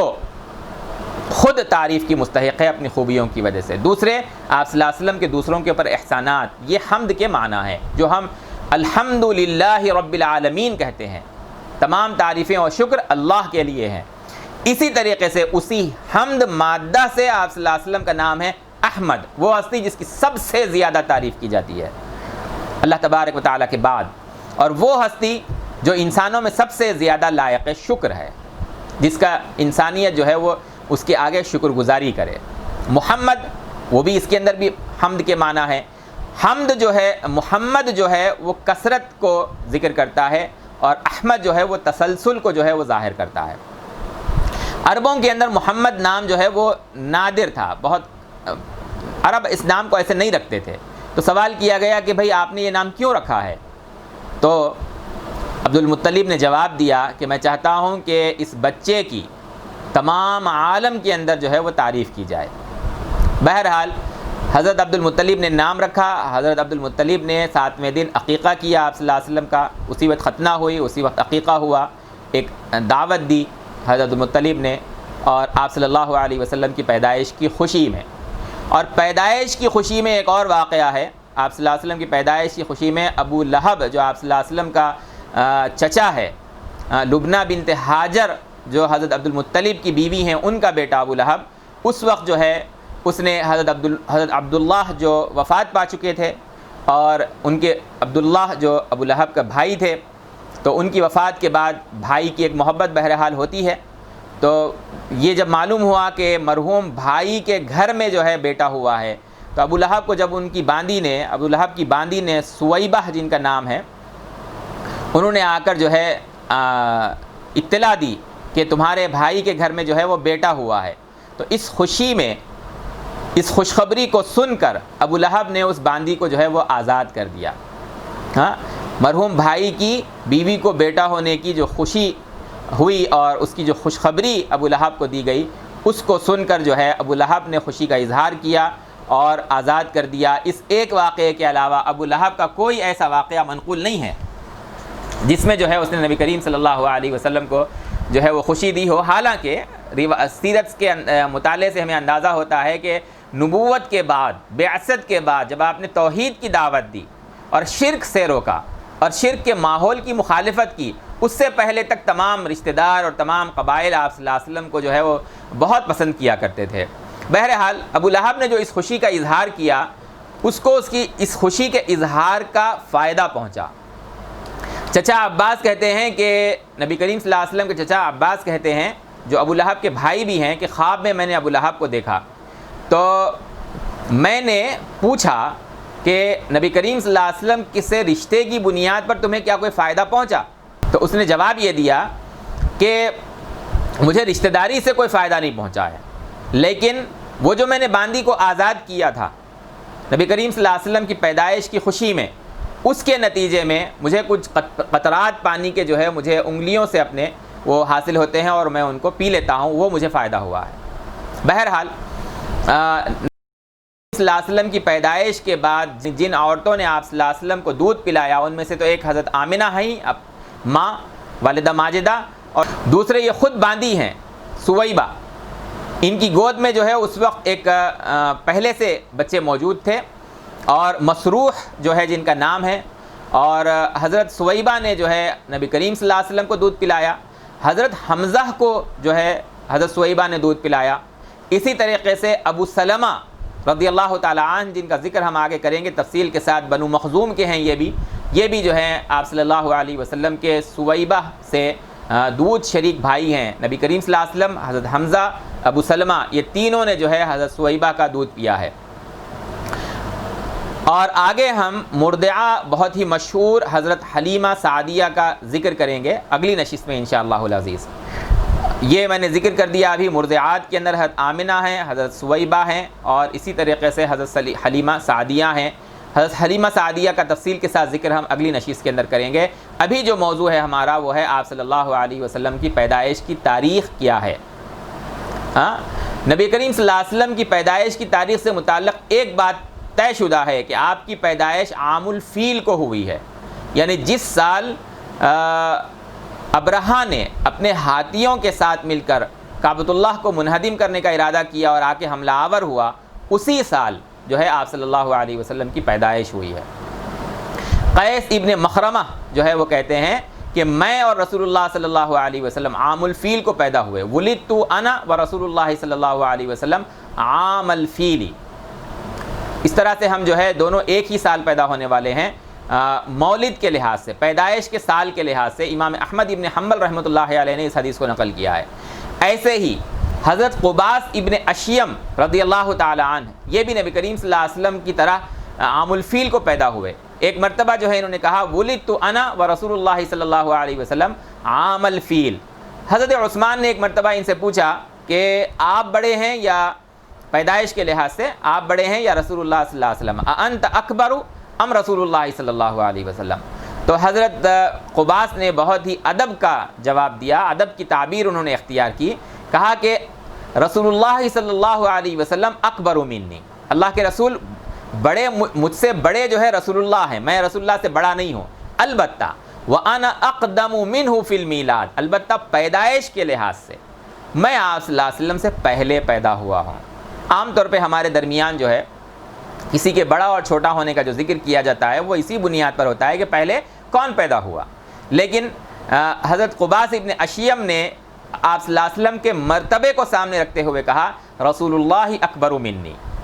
پیغمبر صلی اللہ علیہ وسلم مجھ سے بڑے ہیں. وَأَنَا أَقْدَمُ مِنْهُ فِي الْمِيلَادِ، اور میں پیدائش کے اعتبار سے آپ صلی اللہ علیہ وسلم سے پہلے پیدا ہوا. اور پھر انہوں نے ذکر کیا کہ ولد رسول اللہ صلی اللہ علیہ وسلم عام الفیل، رسول اللہ صلی اللہ علیہ وسلم عام الفیل میں جو ہے وہ پیدا ہوئے. اور میری ماں جو ہے مجھے ان مقامات پر لے جایا کرتی تھی جہاں پر جو ہے ہاتھیوں کے وہ جو فوج کے ساتھ آنے والے ہاتھی تھے وہ ان کا قیام تھا، ان کی جو لید ہے وہ وہاں پر ایک طویل عرصے تک مکے کے اندر جو ہے وہ موجود رہی. امام ترمذی رحمۃ اللہ علیہ نے حضرت قباس ابن اشیم رضی اللہ تعالی عنہ کی اس حدیث کو نقل کیا ہے. حضرت سوید ابن غفلہ رضی اللہ تعالی عنہ سے بھی ایک روایت منقول ہے جس میں یہ بات ذکر کی گئی ہے کہ آپ صلی اللہ علیہ وسلم کی پیدائش عام الفیل کو ہوئی ہے. اس سے پہلے بھی میں نے ذکر کیا، میں دوبارہ دہرا رہا ہوں اس بات کو کہ عربوں کا کوئی کیلنڈر نہیں تھا، ایرانیوں کا تھا، رومیوں کا تھا، لیکن چینی جس طرح سے، چین کے رہنے والے جس طرح سے بڑے بڑے واقعات جو پیش آتے تھے اس زمانے میں اس کی نسبت سے جو ہے وہ تاریخوں کو ذکر کرتے ہیں. مثلا کسی کی پیدائش کا، آپ صلی اللہ علیہ وسلم کی پیدائش کا ذکر کیا، عام الفیل کو پیدا ہوئے. اب کسی کو ذکر کرنا ہے کہ عام الفیل سے پہلے پیدا ہوئے ہیں تو وہ کہیں گے کہ ان کی پیدائش جو ہے عام الفیل سے 1 سال پہلے، 2 سال پہلے، 3 سال پہلے ایسا ہوئی ہے. کسی کو ذکر کرنا ہے بعد کے بارے میں تو اسی عام الفیل کا ذکر کریں گے کہ عام الفیل کے بعد میں یہ واقعہ پیش آیا تھا، فلاں عام الفیل کے اتنے سال کے بعد، 2 سال، 3 سال، 4 سال کے بعد. یا سیلاب سے جو ہے وہ کعبۃ اللہ کے اندر پانی جب گھس آیا تھا تو اس کی عمارت متاثر ہوئی تھی تو اس کی نسبت سے کوئی بات ذکر کریں گے. تو جو بڑے واقعات جو پیش آتے تھے اس کی نسبت سے تاریخوں کو عربوں کے اندر جو ہے وہ بیان کیا جاتا تھا. ان کا اپنا کوئی کیلنڈر نہیں تھا، حتیٰ کہ حضرت عمر ابن خطاب رضی اللہ تعالیٰ عنہ کے دور خلافت میں اسلامی کیلنڈر بنا اور اس کی بنیاد ہجرت بنی. اس کا ذکر ہم جو ہے جب خلافت راشدہ کے موقع پر ہم پہنچیں گے، اللہ تعالیٰ ہمیں وہاں تک پہنچائے، کہ آپ صلی اللہ علیہ وسلم کی سیرت مکمل کرنے کے بعد ہم حضرت ابو بکر کی سیرت کو ذکر کریں، پھر حضرت عمر کو، پھر حضرت عثمان، پھر حضرت علی رضی اللہ تعالی عنہم کو، جو خلافت راشدہ کا ذکر اور صحابہ کی سیرت کا ذکر جب ہم کریں گے تو ہم اس کو تفصیل سے بیان کریں گے کہ کیسے کیلنڈر جو ہے اسلامی اور ہجری وجود میں آیا۔ تو پہلی بات آپ صلی اللہ علیہ وسلم کی پیدائش کے بارے میں کہ عام الفیل کو آپ کی پیدائش ہوئی۔ دوسری بات، آپ صلی اللہ علیہ وسلم کی پیدائش کا جو مہینہ ہے وہ عام طور پر سیرت نگاروں نے ربیع الاول ذکر کیا ہے، لیکن ایک بات ذہن میں رکھیے کہ سیرت نگاروں نے آپ صلی اللہ علیہ وسلم کی پیدائش کے مہینے میں محرم کو بھی ذکر کیا ہے، ایک روایت، دوسری صفر کو بھی ذکر کیا ہے، اور تیسری ماہ رمضان کو بھی ذکر کیا ہے، لیکن اکثر سیرت نگاروں نے کہا کہ آپ صلی اللہ علیہ وسلم کی پیدائش ربیع الاول کی ہے۔ سال عام الفیل، مہینہ ربیع الاول۔ تیسری چیز ہے پیدائش کا دن۔ ہم تاریخ کو بعد میں ذکر کریں گے، پہلے دن کو ذکر کر رہے ہیں کیونکہ اس سے متعلق آپ صلی اللہ علیہ وسلم کی صریح حدیث منقول ہے۔ آپ صلی اللہ علیہ وسلم کی پیدائش پیر کے دن ہوئی ہے۔ حضرت ابو قتادہ انصاری رضی اللہ تعالی عنہ سے روایت ہے کہ رسول اللہ صلی اللہ علیہ وسلم نے فرمایا، آپ صلی اللہ علیہ وسلم پیر کے دن کا جو ہے وہ روزہ رکھا کرتے تھے مواظبت کے ساتھ، پابندی کے ساتھ۔ تو آپ صلی اللہ علیہ وسلم سے سوال کیا گیا کہ یا رسول اللہ آپ پیر کے دن روزہ کیوں رکھتے ہیں؟ سئل عن صوم الاثنین، تو آپ نے فرمایا فیہ ولدت، اسی دن میری پیدائش ہوئی ہے۔ یعنی آپ صلی اللہ علیہ وسلم اپنی پیدائش کے تشکر کے طور پر اللہ تعالیٰ کے عبادت کیا کرتے تھے روزے کی شکل میں، گویا کہ اپنی پیدائش کو ہر ہفتہ آپ مناتے تھے لیکن دن پیر کو مناتے تھے۔ وَفِيهِ أُنزِلَ عَلَيَّ، یا دوسرے الفاظ میں بُعِثْتُ فِيهِ، کہ اسی دن مجھ پر وحی کا سلسلہ جو ہے وہ شروع ہوا ہے، اسی دن جو ہے میری بعثت ہوئی ہے۔ پیدائش بھی اسی دن ہوئی ہے اور بعثت بھی اسی دن ہوئی ہے۔ امام مسلم رحمۃ اللہ علیہ نے ابو قتادہ انصاری رضی اللہ تعالی عنہ کی اس حدیث کو نقل کیا ہے کہ آپ صلی اللہ علیہ وسلم کی پیدائش، خود آپ نے کہا کہ اس دن جو ہے میری پیدائش ہوئی ہے، پیر کے دن میری پیدائش ہوئی ہے۔ یہ پیدائش کا دن جو ہے اس حدیث سے طے ہوتا ہے، وحی کے نزول کا قطعی طور پر جو ہے وہ دن طے ہوتا ہے کہ پیر کے دن جو ہے آپ صلی اللہ علیہ وسلم کی پیدائش ہوئی ہے اور اسی دن آپ پر وحی نازل ہوئی۔ اب مسئلہ ہے پیدائش کی تاریخ کا۔ یہ بڑا دلچسپ معاملہ ہے، اس کو ذرا غور سے سنیے کہ عام الفیل کو پیدائش ہوئی ہے، 570 یا 571 جو ہے وہ عیسوی سال ہے، اپریل کا مہینہ ذکر کیا گیا ہے، 21 یا 22 تاریخ۔ البتہ ربیع الاول کی کون سی تاریخ تھی، اس بارے میں سیرت نگاروں کی جو آراء ہیں وہ مختلف ہیں، اور سب کے سب جو ہے بہت ہی زیادہ اہم نام ہیں جو ذکر کیے جاتے ہیں۔ سب سے پہلا نام ابن اسحاق، سیرت ابن اسحاق، سیرت ابن ہشام، ان کی جو ہے ان کی رائے ہے کہ آپ صلی اللہ علیہ وسلم کی پیدائش جو ہے وہ 12 ربیع الاول کو ہوئی ہے۔ لیکن ابن سعد جو بہت مشہور سیرت نگار ہے وہ کہتے ہیں کہ 10 ربیع الاول کو آپ صلی اللہ علیہ وسلم کی پیدائش ہوئی ہے۔ انہوں نے ہی یعنی ابن سعد ہی نے نقل کیا ہے کہ آپ صلی اللہ علیہ وسلم کی پیدائش کے بارے میں ایک روایت یہ بھی ہے کہ 2 ربیع الاول کو آپ صلی اللہ علیہ وسلم کی پیدائش ہوئی ہے۔ 10 ربیع الاول کے بارے میں حضرت ابن عباس رضی اللہ تعالیٰ عنہ سے خود ایک روایت منقول ہے کہ حضرت ابن عباس فرماتے ہیں کہ آپ صلی اللہ علیہ وسلم کی پیدائش 10 ربیع الاول کو ہوئی ہے۔ قسطلانی جو بہت مشہور محدث ہیں وہ محدثین کی طرف نسبت کر کے کہتے ہیں، بخاری کے شارح ہیں یہ بہت مشہور، وہ کہتے ہیں کہ 9 ربیع الاول کو آپ صلی اللہ علیہ وسلم کی پیدائش ہوئی ہے، اور حضرت ابن عباس اور حضرت جبیر ابن مطعم سے جو ہے اس قول کو انہوں نے نقل کیا ہے قسطلانی نے کہ 9 ربیع الاول کو آپ صلی اللہ علیہ وسلم کی پیدائش ہوئی ہے۔ آپ کو معلوم ہونا چاہیے کہ یہ جبیر ابن مطعم مشہور مطعم ابن عدی کے بیٹے ہیں، ان کے جو بیٹے ہیں یعنی محمد ابن جبیر ابن مطعم عربوں کے انساب، عربوں کی تاریخ کے ماہر ہیں، یہ ہسٹری اور جینیالوجی عرب کی جو ہے وہ اس کے ماہر، بہت مشہور ماہر مانے جاتے ہیں۔ محمد ابن جبیر ابن مطعم یہ نقل کرتے ہیں کہ نبی کریم صلی اللہ علیہ وسلم کی پیدائش 9 ربیع الاول کو ہوئی ہے۔ یہ میں نے نقل کیا ابن اسحاق کی رائے، حضرت ابن عباس کی، طبقات ابن سعد کی، اور اسی طریقے سے محمد ابن جبیر کی۔ ابن کثیر مشہور مورخ، مشہور مفسر، جنہوں نے البدایہ والنہایہ جیسی تاریخ کی کتاب لکھی، انہوں نے البدایہ والنہایہ میں نبی کریم صلی اللہ علیہ وسلم کی پیدائش کی تاریخ کے بارے میں 4 آراء کو ذکر کیا ہے۔ پہلی رائے جو اس سے پہلے گزر چکی کہ 2 ربیع الاول کو آپ صلی اللہ علیہ وسلم کی پیدائش ہوئی، یہ ابو معشر اور ابن عبد البر اندلسی کی رائے جو ہے حضرت امام ابن کثیر رحمہ اللہ نے البدایہ والنہایہ میں نقل کی ہے۔ دوسری روایت ابن حزم سے نقل کی ہے کہ 8 ربیع الاول کو آپ صلی اللہ علیہ وسلم کی پیدائش ہوئی ہے۔ امام زہری مشہور جو تابعی ہیں، بلکہ علم حدیث کا سلسلہ انہی سے جو ہے وہ چلتا ہے۔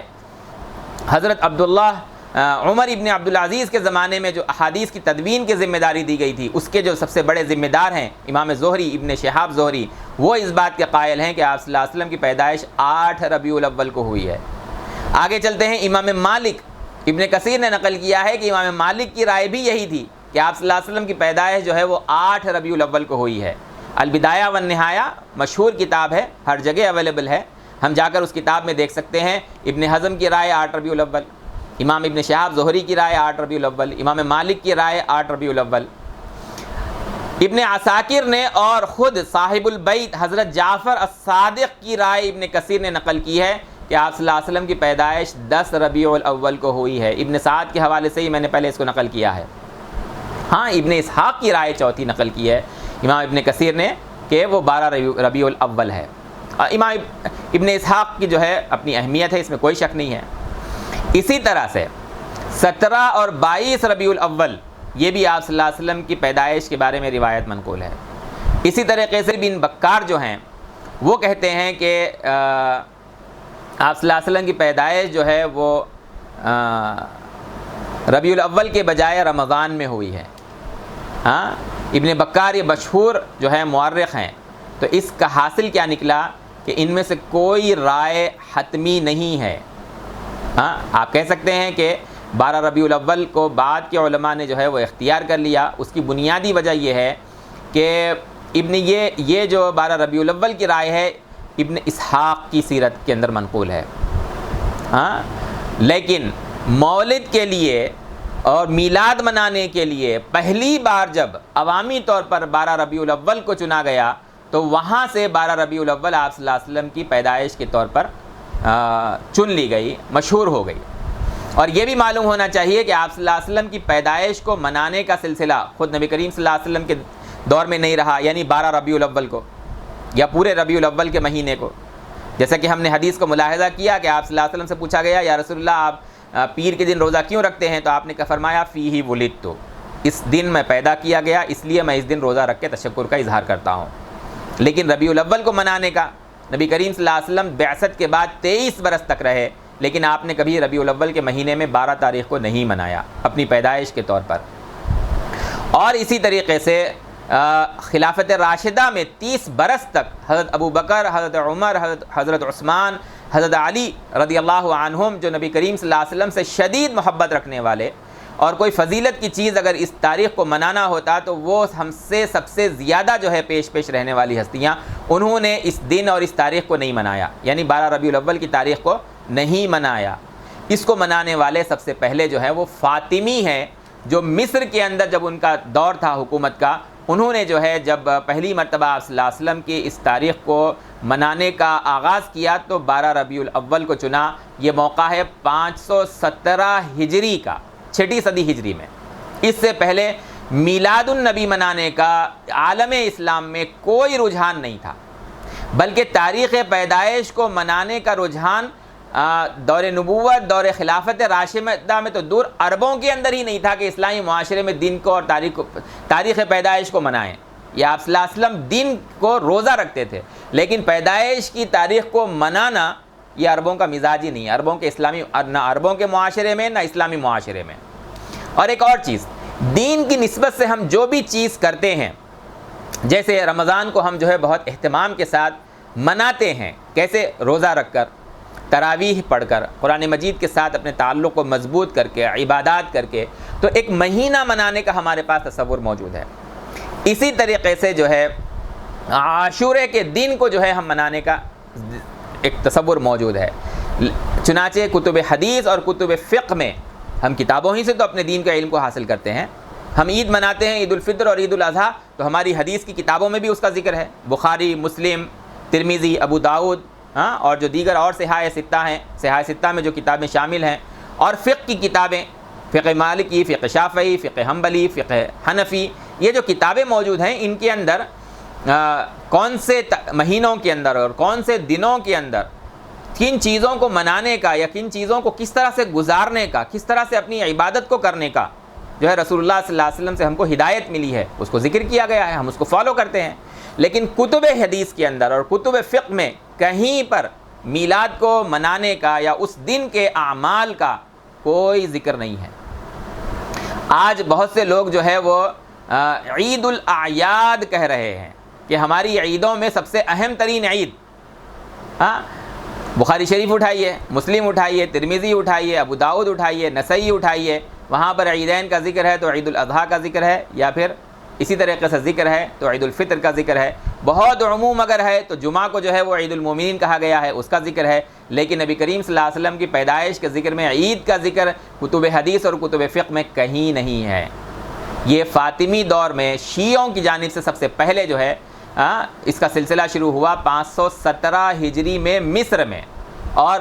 شیعوں کا یہ حال تو سب کے سامنے واضح ہے کہ وہ دنوں کو خاص طور سے ان کا حکمران طبقہ اس نے یہ سلسلہ شروع کیا کہ عوام کو ان تمام معاملات کے اندر جو ہے وہ مصروف رکھا جائے، میلے ٹھیلے اس کے اندر لگتے ہیں، اس میں تجارتیں ہوتی ہیں، اس میں جو ہے ان کو مالی منفعتیں حاصل ہوتی ہیں اور بھی دیگر اور مفادات ان کے سے جڑے ہوتے ہیں۔ تو انہوں نے فاطمیوں نے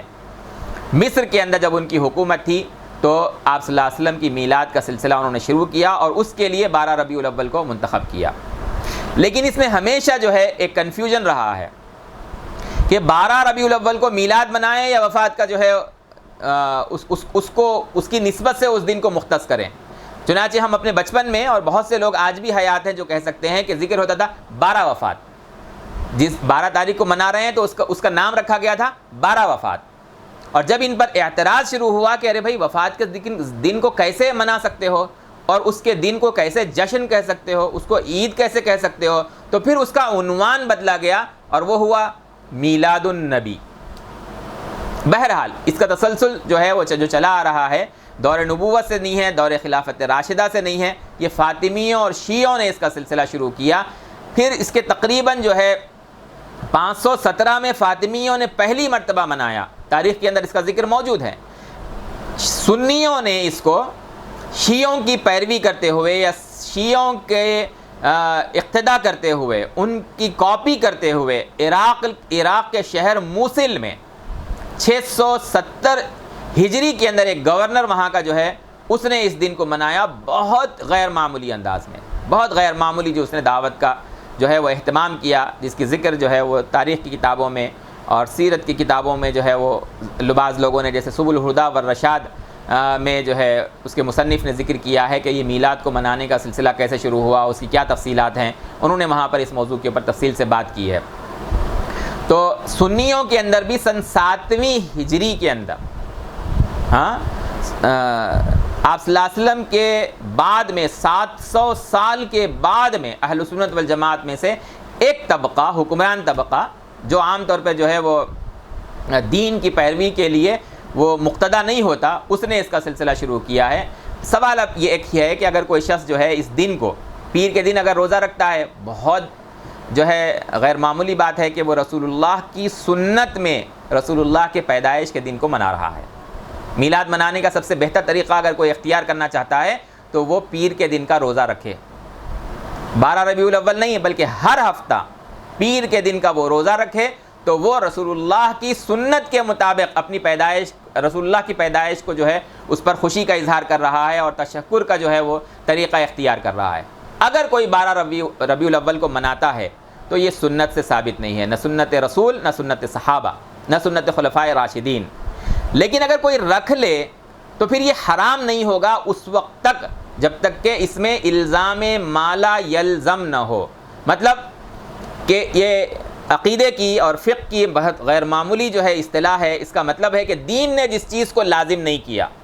اور وہ اپنی شکل میں بظاہر نیکی دکھائی دیتی ہے، تو اپنی طرف سے لازم نہ کرے کوئی شخص لیکن اس کا اہتمام کر لے، اس کی پابندی کر لے، تو وہ بدعت نہیں ہوگا۔ لیکن اگر کوئی نہیں کر رہا ہے تو اس کو ٹوکا نہیں جا سکتا۔ کیوں؟ اس لیے کہ دین کی نسبت سے کوئی عمل کو لازم کرنا یہ اس ایسے ہی ممکن ہے کہ وہ قرآن میں ہو، اللہ کا حکم ہو، رسول کا حکم ہو، آپ صلی اللہ علیہ وسلم کی تربیت میں رہنے والے صحابہ کرام کا وہ معمول رہا ہو، تو اب ہم کہیں گے کہ بھائی یہ کرو، دعوت دیں گے لوگوں کو، اور کوئی نہیں کرے گا تو ہم اس کو ٹوک بھی سکتے ہیں۔ لیکن جو جس معاملے میں ایسی کوئی بات منقول نہیں ہے اور آپ خوشی کا اظہار کے طور پر حرام چیز سے بچتے ہوئے اگر اس وقت آپ صلی اللہ علیہ وسلم کی پیدائش کے خوشی میں اس دن کو اگر آپ منا رہے ہیں، مثلا منانے کا ایک طریقہ یہ ہے کہ آپ اپنے دسترخوان کو وسیع کر دیں، اپنے رشتہ داروں کے لیے، اپنے پڑوسیوں کے لیے، غربا کے لیے، مستحسن امر ہے۔ ہاں، دین میں اضافے کی روش پر اگر کوئی ٹوکتا ہے، ارے بھائی ایسے مت کرو، عام آدمی اس سے غلط پیغام لے گا جیسا کہ آج کل لے رہے ہیں، ہاں، اور پھر یہ ایک دین کا ایک حصہ بن جائے گا، تو اس کو گستاخ کہنا کہ یہ رسول اللہ کی شان میں گستاخی کرنے والا ہے، یہ آپ کے اپنے ذہن کی پیداوار ہے۔ دین میں ایسا کچھ نہیں ہے۔ جو شخص ٹوک رہا ہے دین کی حفاظت کے لیے تو وہ گستاخ کیسے ہو جائے گا؟ اس کو برا کیسے سمجھا جا سکتا ہے؟ جو شخص ٹوک رہا ہے دین کی حفاظت کے لیے وہ دین کی حفاظت کا فریضہ انجام دے رہا ہے، تو وہ اپنی جگہ پر درست ہے۔ الزام ما لا یلزم کے بغیر اگر کوئی خوشی کے اظہار کے طور پر کسی کو دعوت دیے بغیر اپنے گھر کے دسترخوان کو وسیع کرتا ہے، پڑوسیوں کے لیے وسیع کرتا ہے، کسی کو کھلاتا پلاتا ہے، غربا کو کھلاتا پلاتا ہے، تو اس کو ہم حرام تو نہیں کہیں گے لیکن یہ سنت بھی نہیں ہے، اس دین کے ساتھ خاص کر کے کرنا ایک مستحسن امر ہے، کوئی کر لے تو کر لے۔ اور دین کے حفاظت کے لیے ایسے جگہوں کے اوپر جہاں اس کو ضروری سمجھا جائے تو ٹوکنے والے صحیح ہیں۔ کیوں؟ اس لیے کہ دین میں ایسی تبدیلی جو رسول اللہ نے ہم کو لازم نہیں کہا ہم اس کو لازم کہیں تو یہ دین کا حصہ کبھی نہیں بن سکتا۔ اگر لازم ہوتا تو خود رسول اللہ لازم کرتے، لازم ہوتا تو خلفائے راشدین لازم کرتے، صحابہ لازم کرتے۔ قیامت کے دن رسول اللہ صلی اللہ علیہ وسلم فرماتے ہیں کہ میں حوض پر، حوض کوثر کے اوپر جو ہے تمہارا استقبال کروں گا، تم سے پہلے وہاں موجود رہوں گا، وہاں پر کچھ لوگ میرے پاس آ رہے ہوں گے، ہاں، فَيُضَبُّ عَنِّي كَمَا يُضَبُّ الْبَعِيرُ الضَّالُ، فرشتے ان کو کھینچ کر مجھ سے دور کریں گے۔ آپ صلی اللہ علیہ وسلم کہیں گے الا ہلموا، ارے بھائی آنے دو انہیں، کیوں روک رہے ہو؟ مسلم شریف کی حدیث ہے فَأَقُولُ فِيمَ هَذَا، کیا بات ہے بھائی کیوں ان کو مجھ سے دور کر رہے ہو؟ تو آپ صلی اللہ علیہ وسلم سے کہا جائے گا إِنَّكَ لَا تَدْرِي مَا أَحْدَثُوا بَعْدَكَ، آپ نہیں جانتے کہ انہوں نے آپ کے بعد میں کیسی نئی چیزیں جو ہے پیدا کر دی۔ فَأَقُولُ سُحْقًا، آج رسول اللہ کے نام پر بدعت کرنے والے ان الفاظ کو غور سے سنیں، صحیح مسلم کے اقوال ہیں، فَأَقُولُ سُحْقًا، بخاری شریف کہتے ہیں جو روایت نقل کی ہے، سُحْقًا سُحْقًا لمن غیر بعدی، اسلم خود کہیں گے جنہوں نے میرے بعد میرے دین کو بدل دیا انہیں دور کرو، دھتکار دیا جائے گا انہیں رسول اللہ صلی اللہ علیہ وسلم کی جانب سے۔ تو یہ دین میں تغیر اور تبدیلی، بدعات کا جو ہے وہ پیدا کرنا اور اس کو عام کرنا، عید الاعیاد کہنا جبکہ اس کا اسلامی تعلیمی ذخیرے کے اندر کہیں کوئی ذکر نہیں ہے، اس کو عید الاعیاد کہنا، اس کے بارے میں فلسفے گھڑنا، اس کے بارے میں نئی اختراعات اور اصطلاحات وجود میں لانا، اس کے لیے جلسے کرنا، اس کے لیے جو ہے لوگوں کے ذہن کو بدلنا، اس کو ثابت کرنے کے لیے جو ہے کتابیں لکھنا، ہاں، اور ثابت کرنے کے لیے بڑی کتابیں لکھنے کے باوجود کئی صفحات کے اندر کئی سو صفحات کی کتابوں میں چند سطور بھی نہیں ملتی ہیں جو یہ ثابت کریں کہ 12 ربیع الاول کو دور نبوت، دور خلافت راشدہ یا صحابہ کے دور میں جو ہے وہ منایا گیا ہو یا بعد کے ائمہ نے جو ہے اس کو منایا ہو۔ امام مالک کہتے ہیں کہ 12 ربیع الاول تو ہے ہی نہیں، 8 تاریخ کو وہ کہتے ہیں، جعفر صادق کہتے ہیں کہ 9 تاریخ ہیں، کوئی دوسرے کہتے ہیں کہ 10 تاریخ ہیں۔ 12 ربیع الاول جو ہے متفق علیہ تاریخ نہیں ہے آپ صلی اللہ علیہ وسلم کی پیدائش کی۔ اور اصل بات دین میں تغیر اور تبدیلی اور بدعات سے جو ہے اس کو پیدا کرنے سے سختی سے ڈرنے کی ضرورت ہے۔ آپ کی پیدائش پر سب سے بہترین طریقہ کہ آپ جو ہے اس کو مناتے ہوں، خوشی کا اظہار کرتے ہوں، تشکر کرتے ہوں، شکر گزاری اللہ تعالیٰ کے آگے جو ہے اس کا اظہار کرتے ہوں، پیر کا دن ہے روزہ رکھ کر کیجئے۔ 12 ربیع الاول یا کسی اور تاریخ کو آپ کو آتھنٹک محسوس ہو، ظن غالب ہو کہ نہیں یہی تاریخ ہے، اپنا دسترخوان وسیع کیجئے یا اس دن آپ روزے کا اہتمام کر لیجئے۔ جو جائز اور مباح امور ہیں، جو نیکیاں ہیں عام دنوں کے اندر وہ اختیار کیجئے، لوگوں کے ساتھ اس نے سلوک کیجئے۔ اس حد تک بھی کوئی حرج نہیں تھا، کیونکہ ہم نے بدعات کے اصول کے اوپر ہم نے تفصیل سے علیحدہ عقائد کے سلسلے میں بات کی ہے کہ بدعات کسے کہتے ہیں۔ تو وہ چیزیں جو اپنی ظاہری شکل میں نیکی ہیں ان میں صرف الزام ما لا یلزم سے اگر بچ جائیں ہم، اور چونکہ آج کل جو ہے عرف عام میں اس کو بہت لازم کر لیا گیا ہے، اس لیے اس سے بچنا نہایت ضروری ہے کہ بدعات کا اس کے اوپر جو ہے وہ الزام نہ لگ جائے کہ ہم اس کا اہتمام کر رہے ہیں۔ اس سے ہٹ کر کوئی نیکی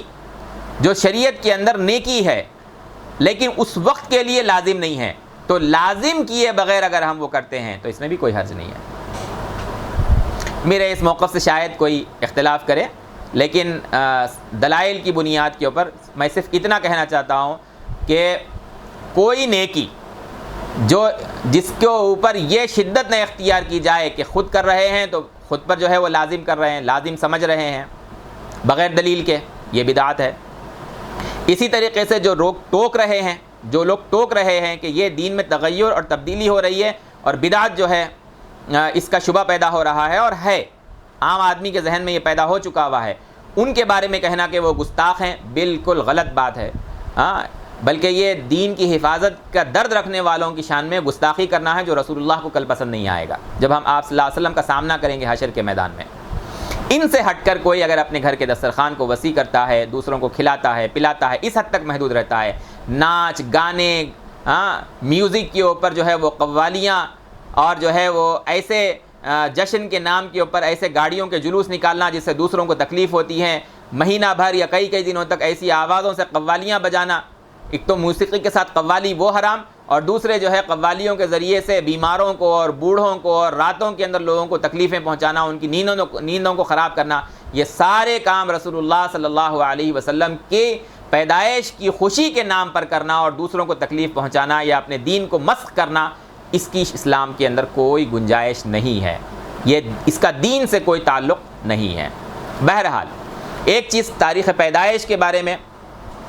کہ عام الفیل آپ کی پیدائش کا سال ہے، ربیع الاول عام طور پہ سیرت نگاروں نے کہا ہے، اور پیر کا دن یقینی طور پر ہمیں معلوم ہے آتھینٹک سورسز سے، صحیح مضبوط حجت روایات سے یہ ثابت ہے، آپ صلی اللہ علیہ وسلم کی حدیث سے یہ ثابت ہے۔ تاریخ پیدائش کے بارے میں جو ہے وہ 2 ربیع الاول، 8 ربیع الاول اور 9 ربیع الاول، 10 ربیع الاول اور 12 ربیع الاول، اور بہت سے تو جو ہے ربیع الاول سے ہٹ کر محرم اور سفر اور رمضان کا مہینہ، اس طرح کی تاریخیں مذکور ہیں۔ اور یہ دوسری تاریخیں 12 ربیع الاول کے علاوہ 9، 10، 8 جیسی روایات جو ہیں امام مالک، حضرت جعفر صادق، حضرت ابن عباس، ابن عبد البر اندلسی، ابن سعد، ایسی بڑی بڑی شخصیات سے جو ہے یہ تواریخ منقول ہیں، اس لیے حتمی طور پر یہ نہیں کہا جا سکتا کہ آپ صلی اللہ علیہ وسلم کی پیدائش جو ہے وہ 12 ربیع الاول کو ہوئی ہے۔ ہاں مہینہ ربیع الاول کا ہے، پیر کا دن ہے، اور عام الفیل آپ صلی اللہ علیہ وسلم کی جو ہے وہ پیدائش ہوئی ہے، اس میں کوئی شک نہیں ہے۔ اگلا جو ہمارا موضوع ہے کہ آپ صلی اللہ علیہ وسلم کی جائے پیدائش کیا ہے، اس میں کوئی شک نہیں ہے کہ آپ صلی اللہ علیہ وسلم کی پیدائش کی جگہ جو ہے وہ مکۃ المکرمہ ہے۔ مکہ میں کون سی جگہ پر؟ ایک قول کے مطابق بنی ہاشم، شعب بنی ہاشم یا شعب ابی طالب کے اندر آپ صلی اللہ علیہ وسلم کی جو ہے وہ پیدائش ہوئی ہے۔ مکے ہی میں ایک مقام ہے ردم، دوسرا قول بنو جمح ایک قبیلہ ہے قریش کا، اس کا جو محلہ ہے اس کے اندر جو ہے وہ نبی کریم صلی اللہ علیہ وسلم کی پیدائش ایک گھر کے اندر ہوئی ہے۔ یہ 3 اقوال میں نے ابتدا میں نقل کر دیے ہیں، یہ ایک رائے ہے اس بارے میں، ورنہ اصل رائے آپ صلی اللہ علیہ وسلم کی پیدائش کے بارے میں وہ گھر جو حضرت عبداللہ کو عبد المطلب سے ملا، اور عبد المطلب کو وہ گھر جو ہے وہ ہاشم ابن عبد مناف سے ملا، ہاشم سے حضرت عبد المطلب کو وراثت میں ملا، اور حضرت عبد المطلب نے اس گھر کو اپنے بیٹے عبداللہ کو استعمال کے لیے دیا، اس گھر میں آپ صلی اللہ علیہ وسلم کی پیدائش ہوئی ہے۔ آپ صلی اللہ علیہ وسلم کی پیدائش کے بعد جب ہجرت آپ صلی اللہ علیہ وسلم نے کی تو ہجرت کے بعد آپ صلی اللہ علیہ وسلم کا یہ گھر حضرت ابو طالب کے بیٹے عقیل اور طالب کی ملکیت بن گیا۔ ہجرت کے بعد وہ دونوں اس مکان کے جو ہے وہ مالک بنے۔ عقیل کی اولاد نے اس گھر کو خلافت بنو امیہ کے دور میں حجاج ابن یوسف کے بھائی محمد ابن یوسف کو جو ہے وہ 1,00,000 دینار کے عوض جو ہے وہ فروخت کر دیا۔ محمد ابن یوسف، حجاج ابن یوسف کا بھائی، اس نے جو آس پاس کے بھی گھروں کا اور زمین کا مالک تھا، اپنے گھر کے اندر اس جو ہے مقام کو جہاں آپ صلی اللہ علیہ وسلم کی پیدائش ہوئی، اور اس گھر کو عقیل کی اولاد سے جو انہوں نے خریدا تو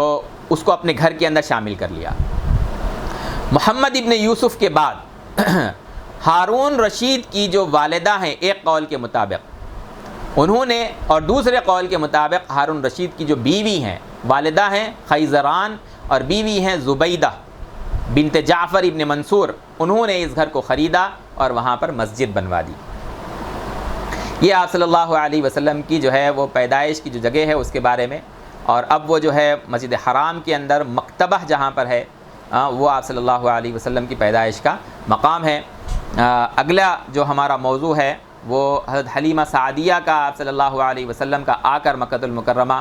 بنو سعد بن بکر کے اندر جو ہے وہ آپ صلی اللہ علیہ وسلم کو مرضعہ کی حیثیت سے حضرت حلیمہ کا لے کر جانا، اس کی جو تفصیلات ہیں اور آپ کا جو بچپن ہے اس سے متعلق ہم اگلی نشست کے اندر جو ہے وہ بات کریں گے انشاءاللہ العزیز۔ اقول قولی ھذا استغفر اللہ لی ولکم ولسائر المسلمین والمسلمات فاستغفروہ انہ ھو الغفور الرحیم۔